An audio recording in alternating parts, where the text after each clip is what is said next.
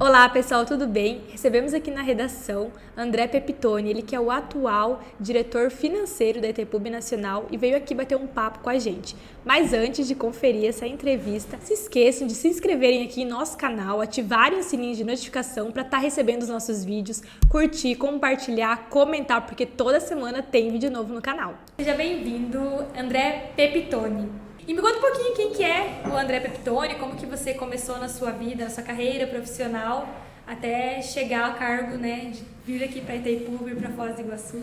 Conta um pouquinho aí da sua trajetória pra gente. Primeiro dizer da alegria de estar aqui na Sem Fronteiras com vocês, parabenizá-las pelo trabalho que realizam. De fato, a região da Tríplice Fronteira ganha muito com o trabalho que vocês realizam, pois para vocês desenvolvem, né, elevam o potencial turístico e as coisas boas aqui da região, não só para os municípios vizinhos, mas para todo o Brasil. Então, parabéns pelo trabalho. A gente que agradece. E bem, eu falar um pouquinho de mim e da minha vida e experiência com usinas hidrelétricas. Eu sou filho de barrageiro, então eu cresci dentro de vilas de usinas hidrelétricas, duas principalmente. A usina de Tucuruí, que fica no estado do Pará, e a usina de Balbina, que fica no estado do Amazonas. Meu pai era da Eletronorte, e aí eu vivi toda a minha infância no canteiro de obras dessas usinas. Começou em Tucuruí, lá em 1976, e depois a gente foi para Balbina, onde o meu pai foi o chefe da obra, e lá na Eletronorte, né, nas obras da usina, ele foi o único que chegou para o desmatamento da primeira árvore e saiu com as 5 turbinas em operação comercial. Isso aí levou toda a minha infância. Quando eu saí de Balbina, então, eu tinha 17 anos e tinha vivenciado, né, toda essa transformação, que foi algo que eu poderia dizer para você fantástico. A gente chegar na localidade, ver a floresta, o rio e poder vivenciar toda a transformação, que é um pouco o que aconteceu aqui na região de vocês, em Foz do Iguaçu, onde a gente vê o crescimento da hidrelétrica, da barragem de terra, o desvio do rio para permitir a construção da estrutura de concreto, posteriormente, na hora do enchimento do lago, toda aquela operação de resgate de animais, que lá no caso de Balbina se chamou Operação Muiraquitã, onde resgatou, né, toda a fauna ali na área que seria alagada.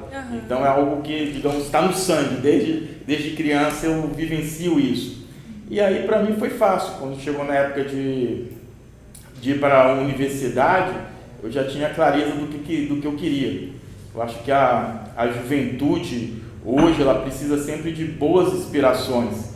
E eu tive dentro de casa essa boa inspiração que foi meu pai. Então já cresci sabendo que eu queria fazer engenharia civil e trabalhar com usina hidrelétrica.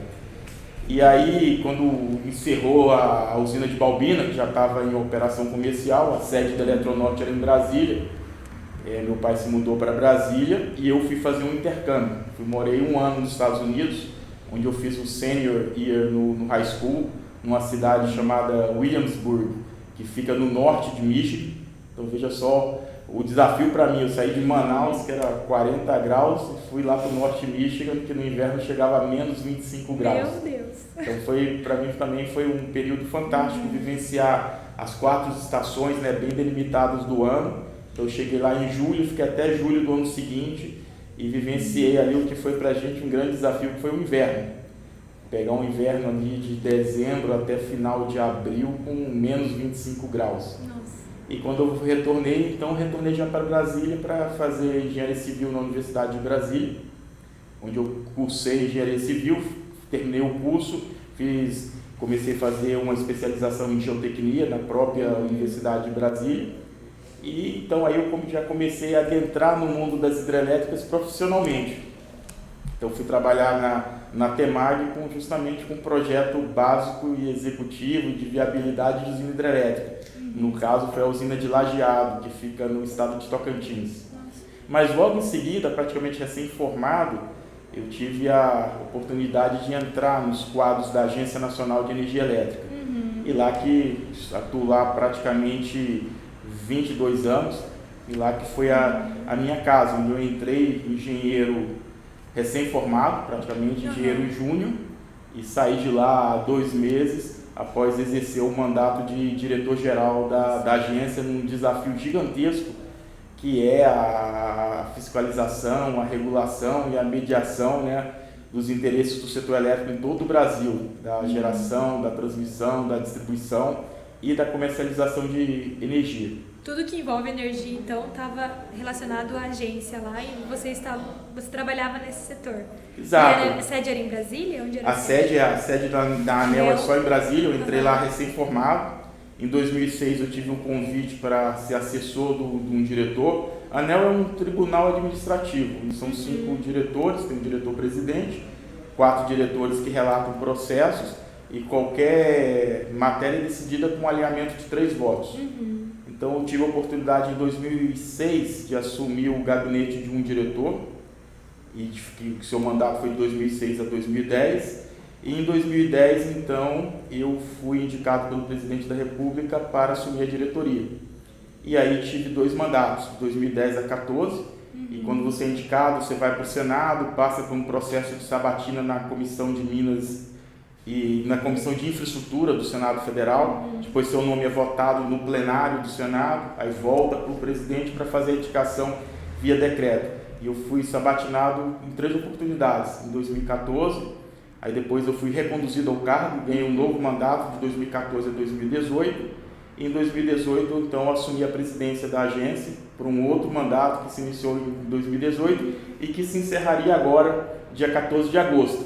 Mas aí eu recebi o convite, num primeiro momento, do ministro Almirante Bento, em seguida do ministro Saxida, e todos 2 referenciados, né, pelo presidente Bolsonaro, para assumir a diretoria de Itaipu, a diretoria financeira.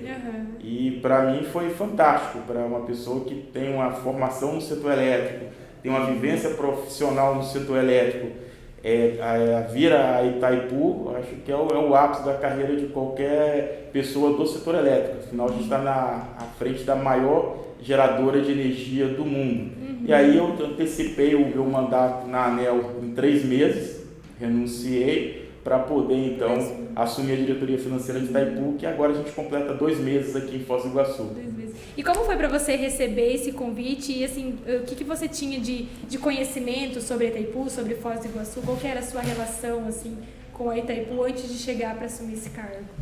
Olha, eu recebi com muito entusiasmo e me senti muito honrado em receber o convite de vir para Itaipu. Quando eu recebi o convite, como disse a você, primeiro pelo ministro Bento Albuquerque, depois pelo ministro Saxida, os 2 referendados pelo presidente Bolsonaro, eu estava no exercício então da presidência da Agência Nacional de Energia Elétrica, em que encerraria o mandato agora dia 14 de agosto.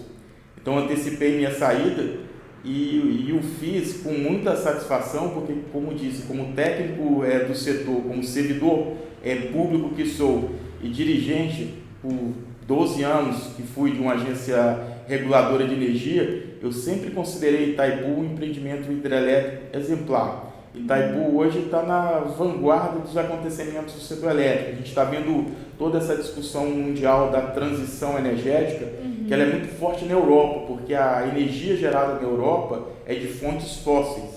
E aí iniciou-se um movimento muito forte para trocar a matriz de fontes fósseis para fontes renováveis.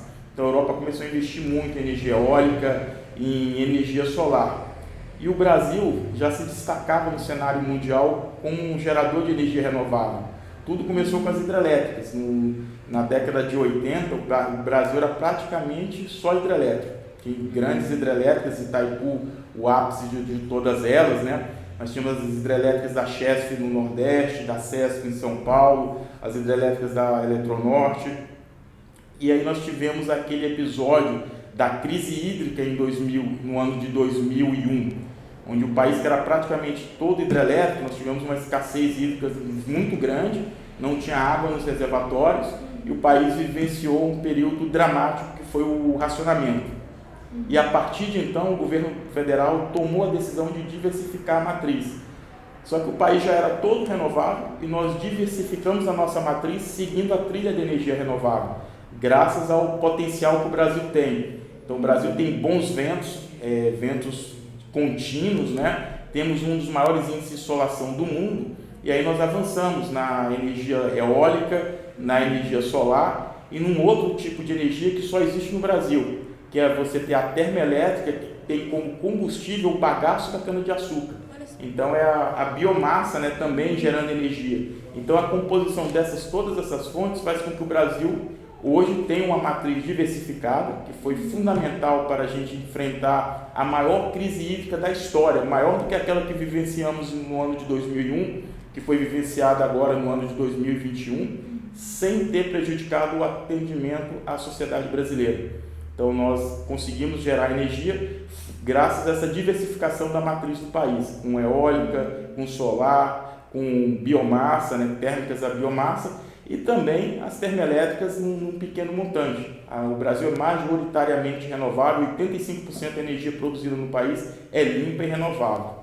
Então, ao receber o convite com o Itaipu, como disse, eu sentei com muito entusiasmo o desafio de integrar, né, o time aqui de Itaipu, que estamos sob a liderança do nosso almirante Riesling, que faz um grande trabalho. Então, fiquei muito entusiasmado de poder vir compor essa grande equipe, que temos um grande maestro também. E que ações assim, você pretende realizar dentro dessa sua gestão ou projetos que estão previstos para serem executados dentro do tempo que você tiver à frente? Tem algo assim já planejado? Sei que você está 2 meses, né? Mas tem alguma coisa assim já em andamento? Não, faz parte da sua gestão? Tem uma diretriz muito forte que até recebi quando do convite de vir assumir a diretoria de Itaipu. Então, primeiro assim, a gente dá a sequência a esse brilhante trabalho que o almirante Riesling vinha conduzindo antes de assumir a diretoria geral. Ele era o diretor financeiro. Então, a gente fez dar sequência a essa gestão que o almirante Riesling vinha conduzindo. Era uma gestão racional e com austeridade. Então, é dar continuidade a esse trabalho. Facilitou bastante a minha atuação. A gente já pegou uma diretoria toda organizada, toda com foco em eficiência, em produtividade, em cortar custo. Então, dá sequência a esse trabalho, que consiste toda a questão de planejamento para realização de compras, a implantar um grande projeto que a Itaipu está realizando agora para ter aderência às melhores práticas de mercado. É o orçamento base zero, que a diretoria financeira e a diretoria geral está patrocinando na empresa. Isso aí, ela traz uma transparência no que diz respeito a custos, isso otimiza a atuação da empresa, leva à eficiência. Então é esse trabalho que nós estamos fazendo, adotar essas práticas modernas de gestão de mercado, e a gente pretende, como disse no meu discurso de quando tomei posse há praticamente 2 meses, racionalizar custos, potencializar recursos e valorizar a produtividade e eficiência. Isso é fundamental, mas tudo isso sem esquecer que a gente deve aprimorar esse relacionamento binacional entre Brasil e Paraguai, que foi marcado aí nesses praticamente 50 anos de tratado, foi marcado pelo diálogo, né, e pela preservação dos interesses tanto da sociedade brasileira como da sociedade paraguaia. E sim, sem dizer que além de tudo isso nós vamos trabalhar junto, né, com a equipe da Itaipu, os colaboradores, os funcionários, as lideranças, uma equipe muito bem formada, e fazer esse trabalho em conjunto para fortalecer a imagem da Itaipu nacional, não só no Brasil, mas como internacionalmente. A Itaipu, como você falou, né, ela tem muita presença nacionalmente e internacionalmente, principalmente ações ligadas aos ODS, né, questão de meio ambiente, essa questão de sustentabilidade. E aqui em Foz do Iguaçu, ela é o nosso ator principal no sentido das obras, né? As obras estruturantes que atualmente acontecem na cidade, elas têm a Itaipu como ator central ali, e muito disso se deve, né, a Itaipu. E você vindo, né, para assumir como diretor financeiro, né, que está relacionado a essa questão também de orçamento, como que você vê a importância dessas obras aqui para a cidade? Como que você vê que isso vai ajudar nesse desenvolvimento da região e como pode beneficiar, né, o local onde a Itaipu se encontra? Olha, uma das belezas da empresa, da Itaipu Binacional, é que, além de ter todo esse cuidado com o meio ambiente, também realiza obras de infraestrutura de grande impacto aqui para a região da Tríplice Fronteira. Então são investimentos estruturantes que estão acontecendo no momento, e esses investimentos estruturantes eles se interconectam, visando justamente o desenvolvimento econômico e social, não apenas de Foz do Iguaçu, mas de toda a região de influência da usina de Itaipu. E, assim, se eu pudesse apontar alguns, acho que o mais destacado desses investimentos é o que está acontecendo agora, é a construção da Ponte da Integração. A Ponte da Integração está praticamente a 16 metros, né, de a gente fechar a última duela, que vai unir Foz do Iguaçu à cidade de irmã nossa, Paraguai, de Presidente Franco. E com essa união, a gente vai fortalecer a integração em todos os aspectos, inclusive o aspecto comercial aqui na região do Cone Sul. O seu nome carrega justamente o que a ponte representa, que é a integração dessa região, a integração entre Brasil e Paraguai, mas quem vai se beneficiar dessa integração é o Cone Sul, sobretudo a região da Argentina. Mas nós temos outras obras acontecendo. A própria ponte exigiu uma obra para poder viabilizar o acesso dela, que é a famosa via perimetral, né? Que vai ligar a ponte, né? a rodovia das Cataratas, à BR-277, e permitir também o acesso à Argentina. São investimentos de grande monta que estão acontecendo aqui na região.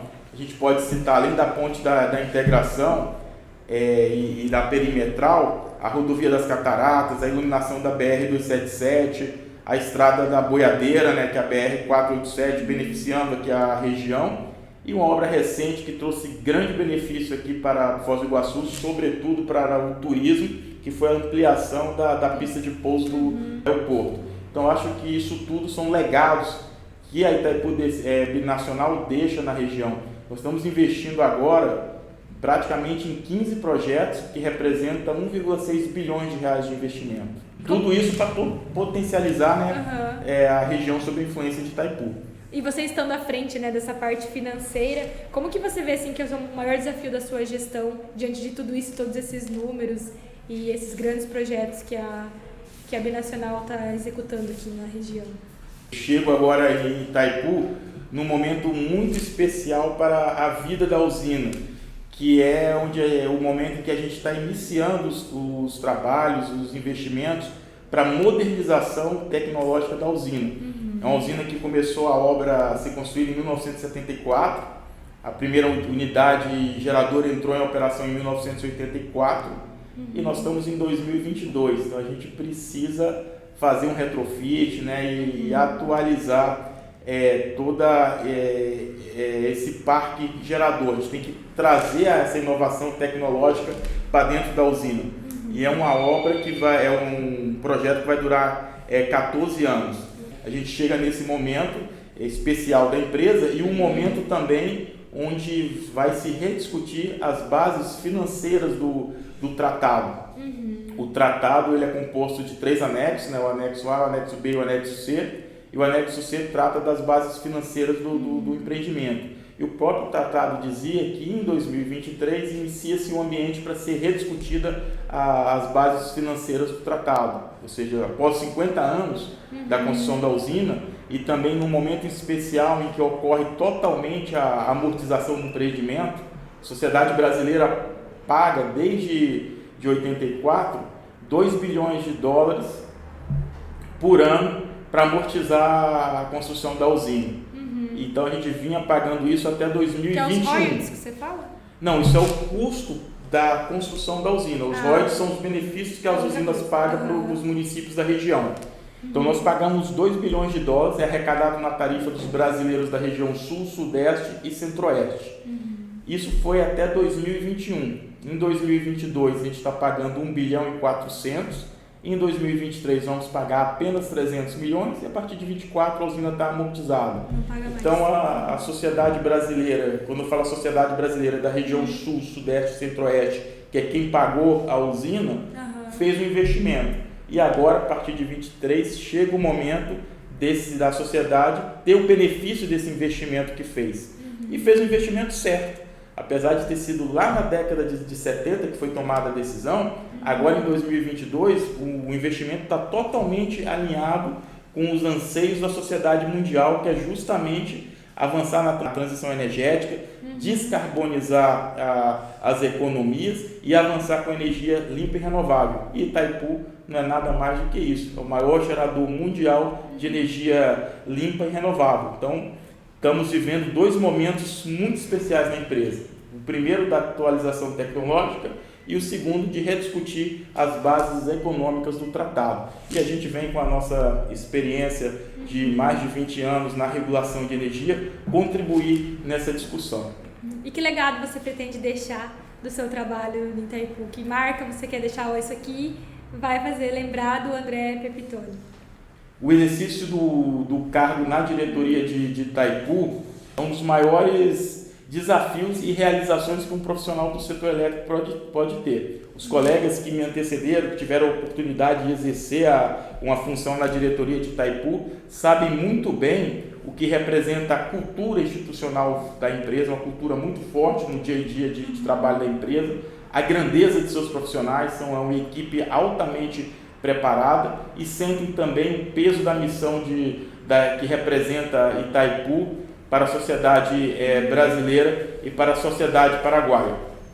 E a gente quer pautar a nossa gestão em alguns princípios que eu posso colocar aqui para você. É dar continuidade a essa gestão racional com autoridade. Temos um dever com ação, ou seja, temos que tomar decisões a todo o tempo, ou seja, não deixar as coisas sem decidir, que isso é o pior cenário para a empresa. Não, nós temos que estar tomando sempre decisões, é o que eu chamo isso de dever com ação, e essas decisões devem ser pautadas em diálogo. Nós temos que trabalhar o fortalecimento institucional da empresa, ter visão de longo prazo, ter sensibilidade social, que representa um empreendimento, né, para todo o meio que o envolve. Temos que valorizar o corpo técnico da empresa e, sobretudo, atuar com muita transparência. Tudo isso objetivando eficiência, dinamismo da empresa e responsabilidade social. Nós temos que preparar a Itaipu Binacional para o futuro, para ser uma empresa moderna, uma empresa que esteja aderente às melhores práticas do mercado.